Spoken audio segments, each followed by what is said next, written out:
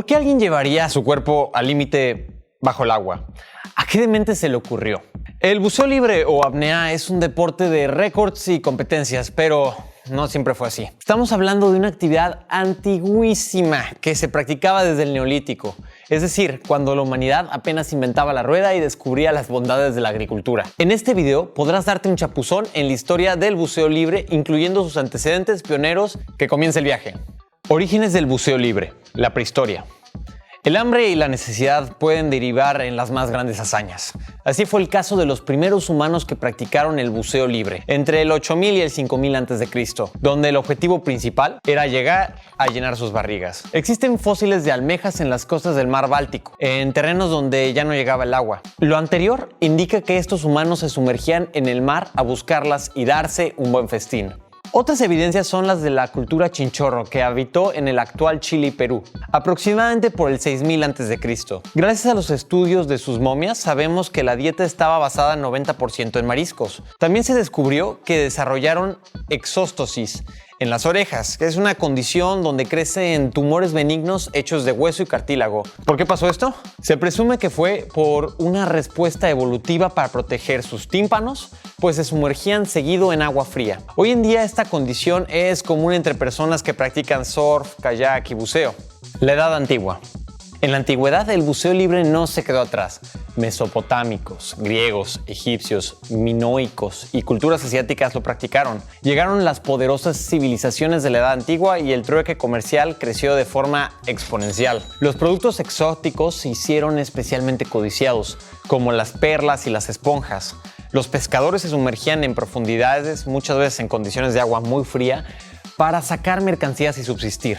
En estas épocas aparecieron registros que mencionan al buceo libre como actividad cotidiana. Ejemplos son los escritos de Heródoto, Tucídides y Plutarco, e incluso mencionan en la Ilíada de Homero.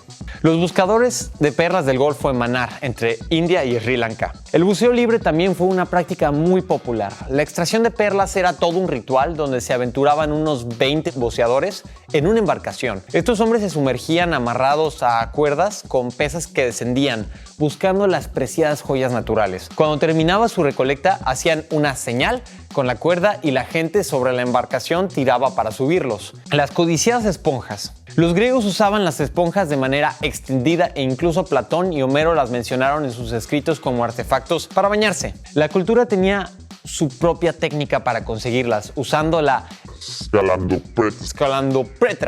escandalopetra. Se trataba de una piedra de mármol o granito con un peso aproximado de unos 15 kilos, con lo que podían bajar unos 30 metros, lo que hoy conocemos como la apnea de peso variable. El buceo libre en la guerra.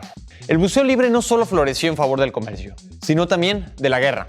Según los escritos de Tucídides, los apneístas fueron pieza clave en la guerra del Peloponeso entre los atenienses y los espartanos, que fue entre el 431 a.C.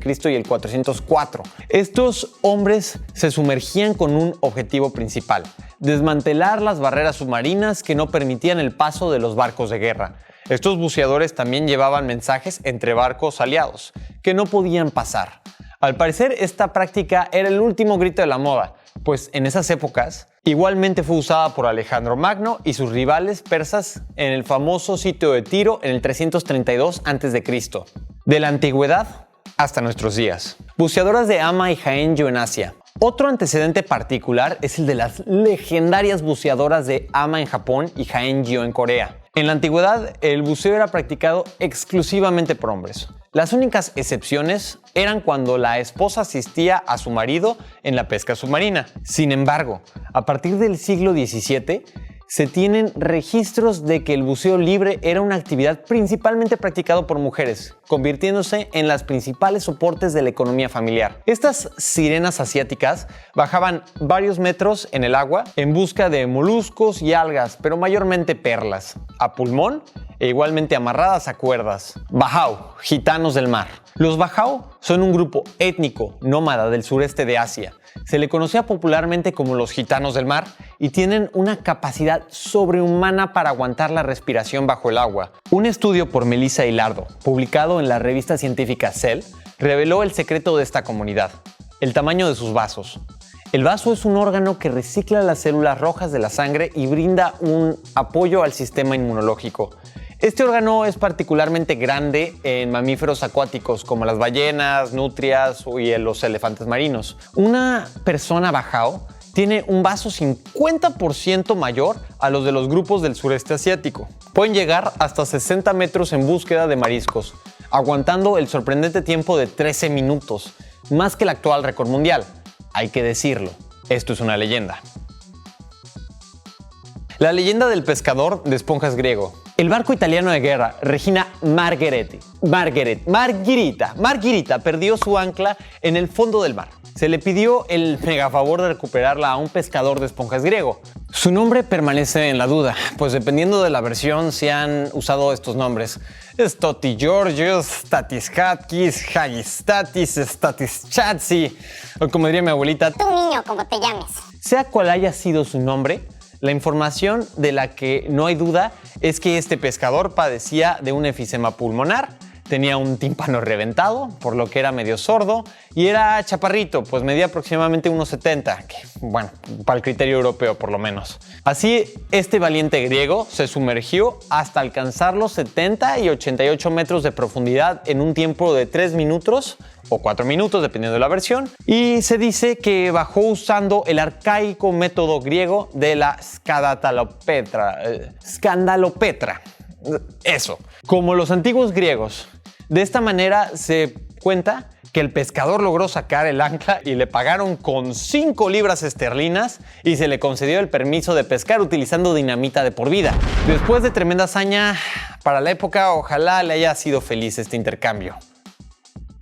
El buceo libre, como lo conocemos actualmente, tiene muy poco de existir. La historia que te contamos hace unos momentos se desarrolló sin visores, sin aletas, sin trajes de neopreno. Básicamente ser buceador era una salvajada. Ok, tal vez no tanto, pero al menos no era para cualquiera. A la llegada del siglo XX, el panorama cambió por completo. En 1927, Jacques O'Marchal inventó el visor y 11 años después, Maxime Forjot lo mejoró.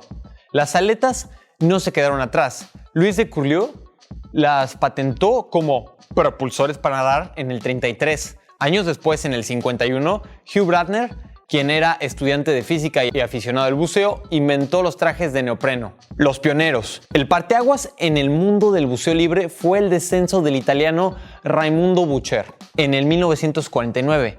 Una apuesta, 30 metros y muchos testigos.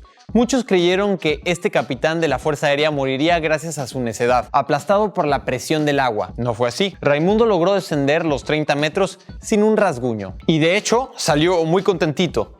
Esto fue el primer récord oficial de apnea y abrió un portal que nunca más se cerraría. En las siguientes 2 décadas, el buceo libre ganó una popularidad sin precedentes. Bob Croft, Enzo Mallorca y Jacques Mayol fueron los protagonistas indiscutibles de la escena. Los récords se volvieron muy mediáticos y la competencia entre apneístas comenzó en serio. Incluso la película de Luc Besson, Le Grand Bleu, disculpen mi francés, traducida como Azul Profundo, se basó en la rivalidad existente entre Enzo Mallorca y Jacques Mayol. Las profundidades alcanzadas iban aumentando y la pregunta revolteaba en todos los testigos: ¿hasta dónde es capaz de soportar el cuerpo humano? En esas épocas, el manual de buceo de la Marina estadounidense indicaba que cualquier humano que descendiera más de 37 metros bajo el agua sufriría una compresión torácica y moriría. No podía estar más equivocado. La comunidad científica hizo varios experimentos en estos pioneros, intentando explicar algo que al momento era simplemente increíble. Enzo Mallorca, Italia. En 1960 logró romper el récord mundial con una profundidad de 45 metros. Durante 16 años mantuvo rompiendo más y más marcas, hasta que se retiró en 1976. Tras la motivación de sus hijas Rosana y Patricia, igualmente campeonas de apnea, hizo una reaparición logrando una profundidad de 101 metros a la edad de 57 años. Falleció a los 85 años en su natal Siracusa, el 13 de noviembre del 2016. Jacques Mayol, Francia. Fue el primer hombre en descender más de 60 metros de profundidad. En 1966 y 10 años después, logró los 100 metros de profundidad. Esto era inaudito para la época. Jack sufría de una fuerte depresión, por lo que el 22 de diciembre del 2001 decidió quitarse la vida. Su cuerpo abandonó este mundo a los 74 años, pero sus hazañas nos acompañarán por siempre. Bob Croft, Estados Unidos. Robert Croft fue instructor de buceo de la Marina Americana. Por años entrenó a soldados para escapar de submarinos en caso de emergencia, a puro pulmón. De esta manera se dio cuenta que tenía una capacidad extraordinaria para aguantar la respiración bajo el agua. Entusiasmado por colegas, logró descender 61 metros en 1967. 2 años después, consiguió 2 marcas mundiales, llegando a 66 y 73 metros de profundidad respectivamente. Ahí no murieron las aportaciones de Bob al mundo de la apnea, pues también funcionó como sujeto de estudio de investigaciones. Con él se logró comprobar que el reflejo de inmersión en mamíferos también opera en el ser humano. Esto derivó en estudios posteriores en fisiología humana que continúan hasta nuestros días. Entre sus aportaciones también resalta una técnica llamada embalaje de pulmón, lung packing, donde se incrementa el volumen más allá de su capacidad total usando la lengua para bombear aire. Esta técnica es muy popular actualmente. A sus 85 años, Bob es conferencista y en ocasiones ha participado como jurado en competencias de apnea. ¿Cuál será el límite?